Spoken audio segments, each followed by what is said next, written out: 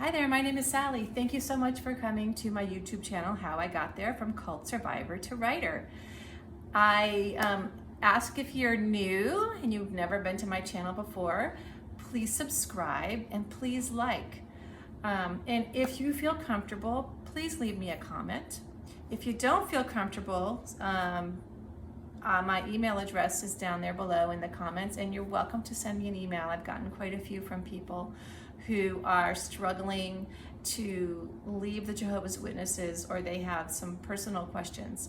I'm not a therapist, I'm not a pastor, I'm not a minister. I'm just somebody who's been through this before, and maybe I can direct you into the right path that you need to go. I'm also a writer and I'm a creative person. So if you're a creative, welcome. I love sharing my story and the story of others.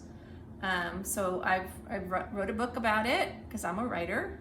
That's also below in the link. There's a link on my header, and it's not working right now, and I'm trying to fix that situation, so don't click on that one.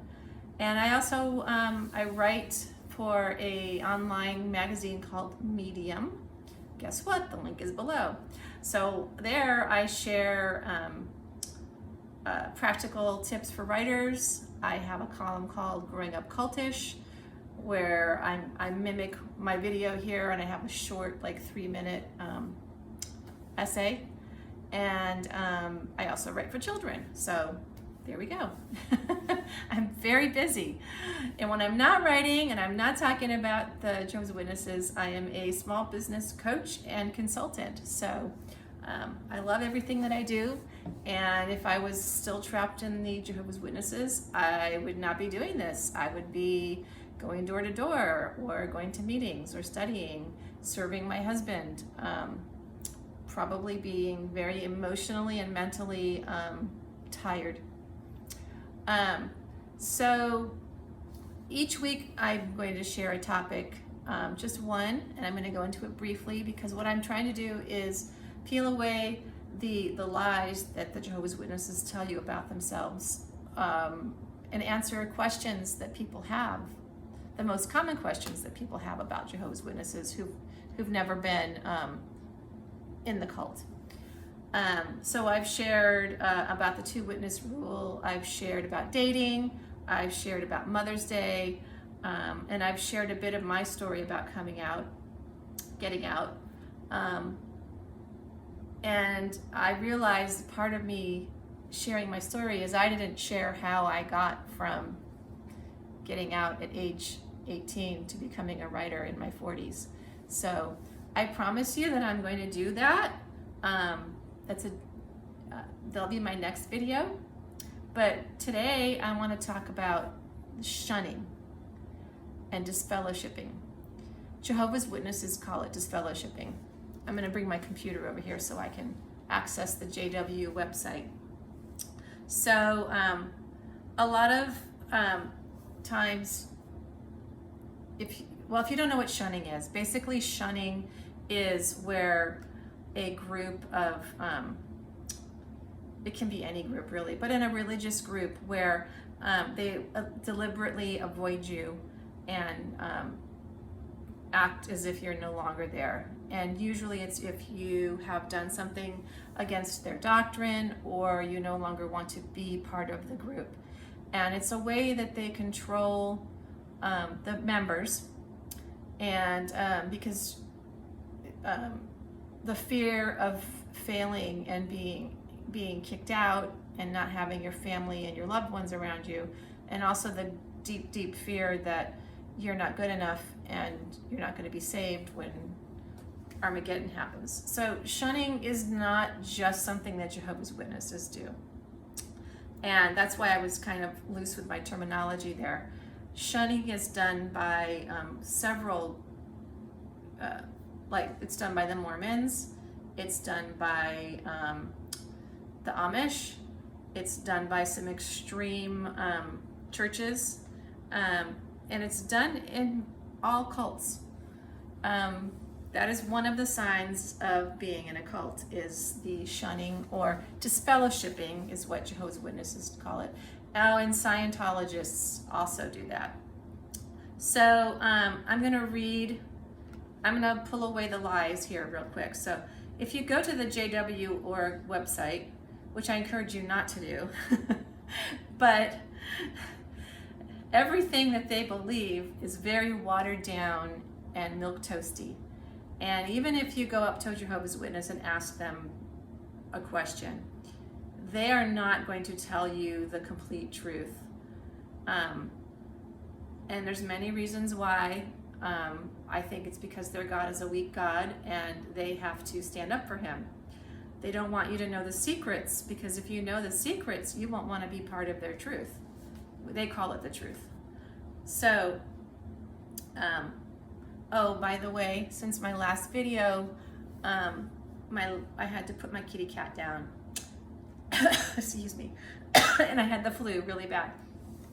But he was 18 years old, Mr. Chansey, and he got kidney failure. And it was very quick, just a few days. I really had like 1 or 2 days with him before his diagnosis. And then my whole family, we went together to the veterinarian's office. Excuse me. Still getting over the flu. And we were all with him and sharing the stories of his long, eventful life and all of the, he had like 20 lives, not 9. And he was a character. He was really part dog. But he's not here anymore, so he's not going to be meowing. And I'm kind of sad about that. But I do have Fiona, who's staying with me for the week, and she is a Shar-Pei boxer mix, and she's a little bit frightened right now. So if she hears a sound, she may just let out a little bark. Just my menagerie. So I'm going to go back to now what the website JW.org says about. I just typed in "Do Jehovah's Witnesses shun?" and this article came up in one of their magazines that's online, and it's "Do Jehovah's Witnesses shun those who used to belong to their religion?" Starts out, those who were baptized as Jehovah's Witnesses but no longer preach to others, perhaps even drifting away from association with fellow believers, are not shunned. In fact, we reach out to them and try to rekindle their spiritual interest. So now I'm going to translate that for you.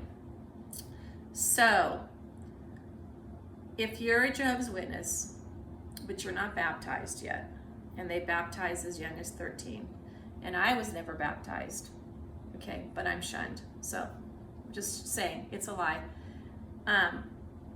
If you drift away, and sometimes you'll hear people say they faded, you are in fact shunned. Unless nobody knows that you've left and they just think you've moved out of state. But you know, that's because you've had to lie and cover up what you did so that you don't get shunned. So anyway, back to the elders do reach out to you. And they do try to rekindle your spiritual interest. But what it is they call you, text you, phone call you, show up, watch you, follow you. I would call it harassment. And if you don't show an interest in returning to the Kingdom Hall and studying, bye-bye. They are no longer interested in you. Any of the love bombing you had, any of the friendships you developed, any of the anything that you developed during this time frame is completely gone. If you're in business with somebody who's a Jehovah's Witness, they will probably still do business with you, but they will be very cold. And I know if you're a Jehovah's Witness right now, I know I'm going to get comments, because I already do, calling me a liar, but this is what I've lived, and there's thousands and thousands of other people who've lived this.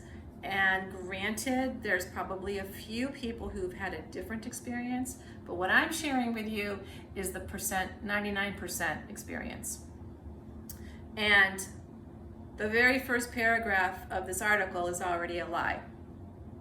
So you may be thinking, okay, well, it's all right if I study with them. If I don't like it, I'll just leave. Well, no, you don't just leave, okay? Second paragraph. We do not automatically disfellowship someone who commits a serious sin.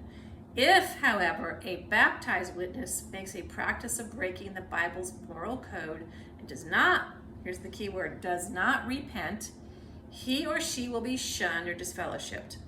The Bible clearly states, remove the wicked man from among yourselves. I hate how they word things. What of a man who is disfellowshipped but whose wife and children are still Jehovah's Witnesses?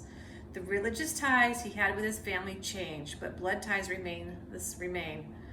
The marriage relationship and normal family affections and dealings continue. Both of these paragraphs are 100% complete crap, bullcocky lies. This is completely untrue. I'm going to break this down for you, and I'm going to try not to make this too long. First of all, it is true they do not automatically disfellowship you if you commit a serious sin. You are given the opportunity to sit in front of a group of elders, and they will let you repent. So, example, and I kind of touched on this in my previous video about the two-witness rule. Example, I'm a woman and my husband is beating me. I'm a victim of the cult and I'm a victim of this man. My mindset is not 100% where it needs to be, because already when you're a victim, it's hard to do what you need to do to get out of this relationship. So Jehovah's Witness would go to the elders. This woman would go to the elders and say, my husband's beating me. And they would say, go home, we'll counsel him, we'll talk to him. All he has to do is come in and say, you know what? Yeah, I beat her. I'm sorry, I repent. Show me Jehovah. Jehovah will help me, stop doing this. Give me some counsel. Give me, how can I stop doing this? And they're like, oh, brother, it's so wonderful to see you repent. Here's what you need to do. You just need to study more with your wife, do some more door-to-door service, maybe help some of the families in the congregation. We're building a new Kingdom Hall and we could use your free labor. Okay, so that was the counsel. He was not automatically disfellowshipped. I, however, think that's a serious sin to beat your wife. And it should have been, let us help you, woman, get you to a shelter. This man is no longer part of our fold. We need to encourage him to leave. They do the same thing with pedophiles, okay? Yes, true, they do. So a serious sin. What is a serious sin? And examples of people who I personally know, not people I've made up, people in my family and friends. Serious sin. My brother. This was his serious sin. My brother was given a talk. Now, a talk is something you're given a topic, and your brothers can talk to the congregation or speak directly to the congregation. Women have to do a talk where they're talking to each other. But it's a learning situation where they're giving examples, but the brothers can actually talk to the congregation. And I believe they were like 5 to 10 minutes, and then you're graded on it afterwards. I don't know if they still do this method or if this is the way they do it still, but that is what happened to my brother. He got a topic, and this was before the internet. Okay, so I think he got his topic like 6 weeks ahead of time, and he looked at it. My brother is now a engineer, mechanical engineer for Florida Power and Light. He's very smart. He's he questions things in a critical way because he wants to have the right answer, and he wanted to present to the congregation the right answer. So he wrote a letter to Bethel, and he asked the question. I don't remember what the question was, but I think it was on the history of the Jehovah's Witnesses. It was a couple of questions. He immediately got a phone call from the elders, and he was like, okay. He didn't know what it was about. So, he didn't realize he was getting in trouble. So he went in, and they had a typed letter, and it said that he had been causing dissension, and he had been asking questions, and he was, he was judging the system of the watchtower, and he needed to be corrected. And if he didn't say he was sorry and didn't repent, then he would be disfellowshipped. Well, my brother did not say he was sorry. He said, no, I'm not sorry. I was giving a talk that you gave me, and I had questions so I could do my talk in a proper manner. And he did not say he was sorry, and he left. And I didn't talk to my brother for a long time. Neither did my mom. She still sort of doesn't talk to him, but that's why he was disfellowshipped. There's a lot of other stories like that. Women who, I belong to quite a few Facebook groups, and I see, and I belong to a couple of other groups where we meet in person. A lot of people who don't want to play the game of lying to the elders and saying that they repent. Perhaps they smoked a cigarette. Perhaps they went to a movie that was rated R and another Jehovah's Witness told on them. There's this whole system of tattletaling. I had asked one time, I went up to one of those carts, the little stands where they stand now like statues and don't really have any emotion or expression on their face. And I asked a woman, she didn't know who I was, and I said, just made casual conversation with her and took one of her pamphlets, and I said, can I ask you about your shunning policy? And she said, oh, no, we don't shun. And I said, that's odd, because I have a friend, my next door neighbor, we're really close, and her family doesn't talk to her. They shun her, and she grew up a Jehovah's Witness. And her face kind of went blank, like I caught her in the act. I said, so why did you lie to me? And she's like, well, it's so complicated, and we don't really shun unless someone commits a serious sin. And I said, okay. So my friend is a really wonderful person. She has a baby, and her parents don't even know the grandchild. And she told me what happened was that at the time her husband was beating her, and she went and talked to the elders about it, and she didn't like what happened. She didn't like the resolution, and she didn't like that they just let her husband say he was sorry. And so she got out of the situation, and because they were still married, they disfellowshipped her because she didn't want to come back. And so they told me that I was lying, and I said, no, this is true. I said, why would my friend lie? And they said, well, she must have done a very serious sin. And I said, well, what's a serious sin? And they said, well, murder, or maybe she was doing heroin or something like that. And I said, no, that's not true. And so I say this because Jehovah's Witnesses don't even know why they get disfellowshipped. They think it's a serious sin, because when they disfellowship you, they stand in front of the congregation and they say, Sally is no longer one of the Jehovah's Witnesses. She is disfellowshipped. They don't tell you why, so you never know why. And a lot of times it's husbands who want out of a marriage, and so they tell the elders that their wife is cheating on them, and she's not cheating on them and on him, and so she's disfellowshipped because she doesn't, it's the man's world. So for them to say that they do this because it's a practicing of a serious sin, and they're removing the wicked man from themselves, what it is they're removing the people who question Jehovah. the people who don't rely on Jehovah, as they call it. They don't want them in the congregation because they will cause other people to start thinking and going, hey, you know, wait a minute. And so the next lie here is, if he has a family, it says the marriage relationship and normal family affections and dealings continue. Now that's a bunch of bull crap. You know, if this man or this woman is disfellowshipped, there's no relationship there anymore.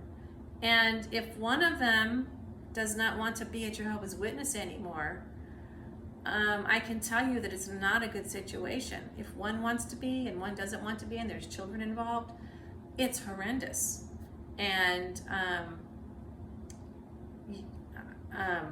I've seen many women and many men in my Facebook groups who are dealing with custody battles and issues because the ex is a Jehovah's Witness and the spouse is disfellowshipped, and they're manipulating the children, and it's awful, and that shouldn't be. So this is another complete lie. The last thing on here, it says disfellowshipped individuals may attend our religious services if they wish. They may also receive spiritual counsel from congregation elders. The goal is to help each individual once more to qualify to be one of Jehovah's Witnesses. Disfellowship people who reject improper conduct and demonstrate a sincere desire to live by the Bible standards, not the Bible standards, Jehovah's standards. They are welcome to become a witness again. This is such a watered down piece of crap, okay? First of all, if you're disfellowshipped, you can attend the meetings in the Kingdom Hall. Some Kingdom Halls have a special room with a glass wall. People walk right by you. They can't smile at you, can't wave at you. Your friend that hugged you last Sunday can't hug you. Or you sit in the back row and people pretend like you're dead. And if you wish, you could receive spiritual counsel.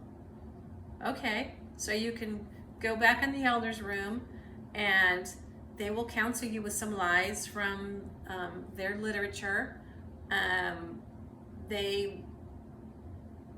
Their goal is to get you to come back to be a Jehovah's Witness again. The process is long and hard and emotionally grueling, and this whole thing with disfellowshipping is emotional. What am I trying to say? It's manipulating people in a cruel way, using mental and emotional abuse. Because think of me as a 16-year-old. I wasn't baptized, but I was completely shunned. I went into the drugstore and I saw my sister, and my sister turned and looked at me, and then she spun, turned away, and walked away from me. Completely as if I was dead. Imagine that you're a 16-year-old, 17-year-old, you're 95 years old, whatever, and you've been disfellowshipped, and you walk into the store and there's your mother at the cash register, or your sister, or your best friend for 50 years. You walk up to the cash register. They may visibly flinch. They may walk away and have somebody else take care of you. They're not going to talk to you. They will be a very cold transaction, as if they didn't know you. So also with shunning, if you're shunned, imagine that everything and everyone you know was taken away from you. My nephews were born into the Jehovah's Witness organization. That's all they know. They don't have any friends outside of it. They don't have any family outside of it. They do, but they don't know them. They have no escape route. I also want to back up, because I forgot about, I had talked about what a serious sin was. And I mentioned a few. I said smoking a cigarette. There's quite a few, but being gay. if you're a gay person and you're in the Jehovah's Witnesses, and there's so many people who leave, who get disfellowshipped and leave, and they try to make it in the outside world and they can't, and they want to come back. It's such a struggle that they don't want to go back, but it's all they know. But imagine, you know, that you're a gay person, or that you and you want to go back just because that's where your family is, but nobody's going to accept you anyway. There's so many people, young and old, men and women, who leave and they end up committing suicide because they cannot function in the outside world. The mental and emotional abuse is so deep, and it's like they're in this limbo land and they don't know where to go and what to do, and it's just so tragic to me. And it's all because of shunning and disfellowshipping. I could not turn my back on my own child because my child did not believe the same thing I believed. That is cruel and cruel punishment, and it's not godly. So the disfellowshipping too also keeps people in this practice of shunning, keeps people in who want to leave. That's called PIMO, which means physically in, mentally out.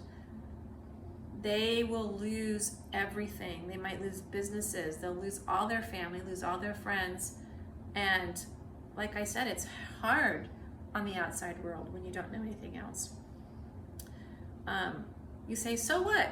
Okay, well, let's say, you know, somebody came into your house today and just yanked you up out of your bed and threw you out on the street and said, give me your driver's license, give me your wallet, give me all your credit cards, give me your cell phone. Good luck. Okay, you'd have a really hard time. But if you were a resourceful person and you were emotionally healthy, you probably could get your way out of that situation. But it's not easy. And so I hope I broke down the facts about the Jehovah's Witnesses disfellowshipping policy. It's not the watered down thing that they say on their website, and it's not what you're going to be told if you ask questions. It's not biblical, although they say it's biblical. It's based upon biblical policies. And remember that shunning and disfellowshipping is only done by cults and extreme religions.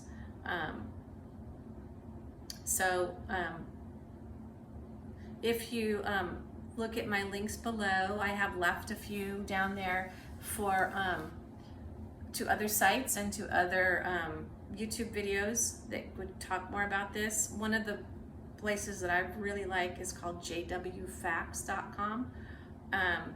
And also there's Cult Watch. It's called Cult, C-U-L-T, watch.com. Both of those are really good. And if you're just getting out of the Jehovah's Witnesses or you're thinking about it, there's so much out there to watch now about other groups. And I think you should watch them because it's going to help you understand that you are not alone. The Jehovah's Witnesses are not unique. They do not have the truth. And they are a cult. You need to understand what the meaning of a cult is, and then you will go, oh yeah, it's a cult. So there's Leah Remini's has I think it's 3 seasons of her show about getting out of Scientology, and they do an episode about Jehovah's Witnesses. I encourage you to watch that. I think it's on Hulu. It might be on Netflix. It's easy to find. Just Leah Remini, Scientology, you will find it. There's a podcast called, I think it's called A Little Bit Culty.